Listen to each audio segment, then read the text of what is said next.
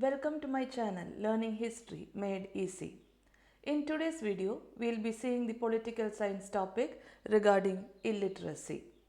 Before going into the video, if anyone is seeing the channel for the first time or if you have not subscribed to my channel, please do subscribe and share it with your friends, and also click the bell button to receive notifications whenever I upload new videos. So without wasting time, let us get into today's video. So today's video, as I have told, is about illiteracy. For a successful democracy, educated and enlightened citizens are necessary.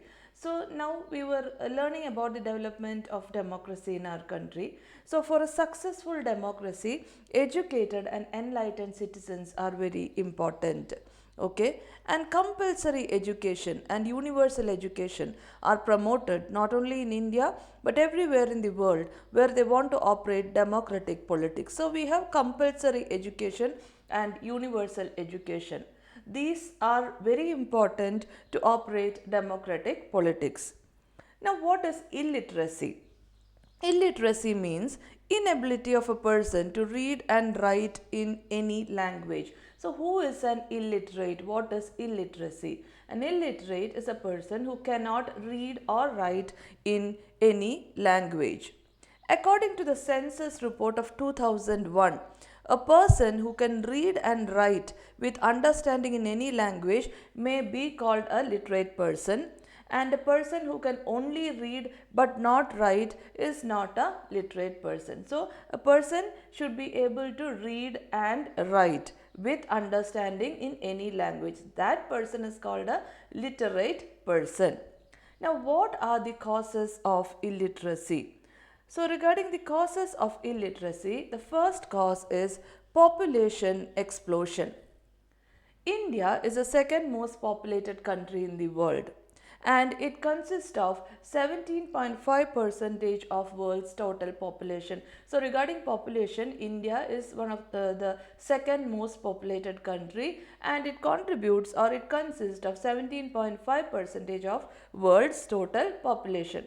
The population of Karnataka has increased to 6.11 crores, and hence it has become a challenging task for the government to provide literacy. So to provide literacy to such a huge amount of people has become a challenge for the government. So that is the reason why population explosion has become a main cause for illiteracy. So now let us move on to the second cause, that is poverty. Due to poverty, majority of children suffer from malnutrition and anemia. So because of poverty, many issues are being faced, and malnutrition is there, anemia is there, all these problems are faced due to poverty. And parents from poor and low income families find it difficult to send their children to school. So that also becomes a reason for illiteracy, because parents of or coming from a poor income background, they find it very difficult to send their children to school. So that is how poverty becomes a reason for illiteracy. Now let us move on to the third reason, that is social backwardness. Hierarchical caste system, inferiority complex among people, ignorance about the importance of education, all these have prevented large number of people from getting literacy. So there are many other issues like caste system, inferiority complex among the people, or some people are just ignorant about the importance of education, they don't know about the importance of education. All these have prevented people from getting education or from being literate. So, and large percentage of girls, when you consider the case of girls, large percentage of girls in rural areas has been denied access to primary education due to customs, traditions, gender inequality, etc. So considering the issue of girls, a large number of girls have been denied the access, especially in rural areas, they have, or villages, they have been denied the access of education because of many customs or many traditions or gender inequality. Because of all these reasons, girls are also denied education. So that is how social backwardness becomes a reason for illiteracy. Now the fourth reason is child labor. Prevalence of child labor due to poor socio-economic condition is seen all over India. So as we have studied about poverty, because of poverty, child labor increases. So child labor condition is seen all over India.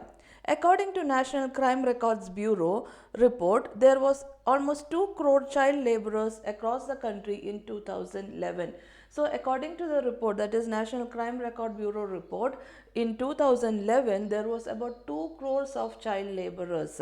So that and these children are working in hotels, small scale industries, firework factories, etc. And all these hinder them from getting education. So instead of going to schools, they go for work. So that also becomes a hindrance for them going to schools and getting educated.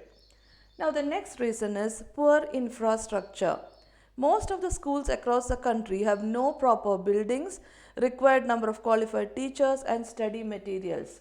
Now even if students or children go to school, there are many other issues they are facing. That is, there is no proper buildings, there is no proper number of teachers or qualified teachers, they don't have study materials. All these issues are faced. The school environment is not conducive for learning and teaching, and there is lack of adequate transport facility for school children, particularly in rural areas. So in rural area, children may need to travel a long distance to reach the school, but they don't have proper transport facilities. That also becomes a reason for illiteracy. So all these were the reasons for illiteracy. So poor infrastructure, then child labor, social backwardness, poverty and population explosion, all these were the reasons for illiteracy.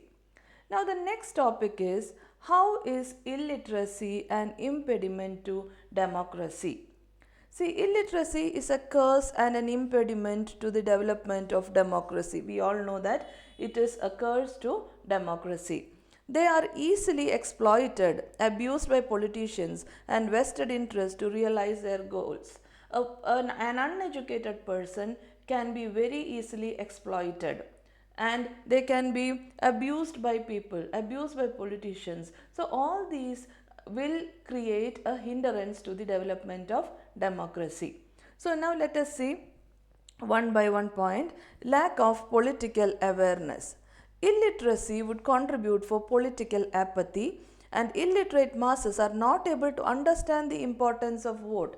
An illiterate person never understands the working of a democracy. They don't understand the importance of vote. They do not understand the ideology of political parties, election rules, etc. So they are not understanding any of these, and they are just influenced or they are just manipulated by people, and that will become a hindrance to the development of democracy. So they are not able to understand the importance of votes, they do not understand the ideology of political party, they don't understand election rules, etc. And this lack of political awareness becomes a hindrance towards the development of democracy. Second one, low percentage of votes. Since first general election, the percentage of polling has not crossed 60%. Why? This is due to illiteracy of political awareness. They don't understand the importance of vote. They don't understand that it is their right and duty to cast their votes. So the voting percentage is still below 60%. This also will lead to hindrance towards democracy. Next one, money and muscle power. That is, the nexus between politicians and businessmen is noticeable. The politicians are tactful enough to get votes from poor people through different means. So here the same thing which I said, an illiterate never understands the importance of election or their right to vote. Nothing they understand, but they are influenced by politicians through different other means, and this leads to a hindrance towards the development of democracy. Next one, politics of populism. The voters of India are attracted by politics of populism. That is, they believe in popularity, or they don't believe in ideologies. They believe or they are attracted by politics of populism. Illiteracy and poverty force them to depend upon facilities of the government. See, these illiteracy and poverty that forces people to depend on the facilities of the government, and indulgence in politics of populism make the people depend on government for everything without becoming creative individuals. The next cause is emergence of dictatorship. When people are not politically conscious, show apathy to vote, an ambitious leader transforms democracy into dictatorship. So here what happens when people are not politically conscious, that later leads to the transformation of a leader into a dictatorship, a democracy into dictatorship. Compulsory, now so all these were the reasons why illiteracy becomes an impediment to democracy. Now, what can be done to resolve all these issues? What are the remedies to solve all these issues? Compulsory education as a response. The most important remedy is compulsory education. National Education Policy (NEP) was adopted in 1986 and was modified in 1992 and renamed as New Education Policy. So, National Education Policy (NEP) adopted in 1986. It was modified in 1992 and renamed as New Education Policy. The National Curriculum Framework 2005 (NCF) was introduced. Okay, and now regarding the 86th Constitutional Amendment, Article 45 envisages state to provide free and compulsory education. That was one of the most important provision made in the 86th Constitutional Amendment. Article 45 envisages the state to provide free and compulsory education. It was not implemented properly, and hence through the 86th Constitutional Amendment it was made compulsory. The Parliament of India passed the 86th Constitutional Amendment Act in 2002. That year is very important. The 86th Constitutional Amendment was passed by the Parliament of India in 2002. Accordingly, 21A is inserted in the Constitution, which aimed at making right to education a fundamental right for children aged between 6 to 14 years of age. So, according to 21A, which was inserted in the Constitution, the right to education is a fundamental right for children aged between 6 to 14 years. The main provisions of this are: compulsory education means obligation to the government to provide free elementary education and ensure compulsory admission and attendance and completion of education to every child in the age group of 6 to 14 years. Compulsory education should be there, compulsory admission and attendance and completion of education for a child aged between 6 to 14 years. Second one, it is a compulsory duty of parents and guardians to send their children to school. So, parents and guardians should compulsorily send their children to school. It is their duty. The schools must have minimum facilities such as adequate pupil-teacher ratio, trained teachers, infrastructure and playground. Every school should have minimum facilities, that is adequate pupil-teacher ratio should be there, trained teachers should be there, infrastructure, transport facilities, playgrounds, etc. The central government and the state government bear the expenses on the basis of agreed formula. So, both central and state government should bear the expenses for all these based on the agreed formula. So, the school management committee or local authority should identify dropouts or out of school children and admit them in classes appropriate to their age. So, the school management committee or the local authority, they should also identify dropouts or out of school children and they should again admit them in classes appropriate to their age. Before admission, they have to be given special training. These dropouts or out of school children, before they are given admission again, they have to be given proper training. As per section 12(1)(c) of RTE Act, private aided and non-minority unaided schools must reserve 25% of seat for children belonging to backward classes and disadvantaged group in neighborhood areas. So, according to RT, that is Right to Education Act, private aided school and non-minority unaided schools must reserve 25% of seats to children belonging to backward classes and disadvantaged groups in neighborhood areas. So all these are the remedies through which they can solve the problem of illiteracy. Now let us move on to some question answers. What is illiteracy? Illiteracy means inability of a person to read and write in any language. What is the literary percentage in Karnataka? So according to 2011 census report, the literacy rate in Karnataka is 75.36%. When was the 86th constitutional amendment passed? 2002. Which article was added to the Constitution by 86th Constitutional Amendment Act? Article 21A. Children of which age group have the right to education? 6 to 14 years. Expand RTE, that is right to education. Why is child labor a cause of illiteracy? Child labor is prevalent due to poor social and economic condition, and these children work in hotels, small scale industries, weaving, etc., and all these hinder them from getting education. Next one, what is compulsory education?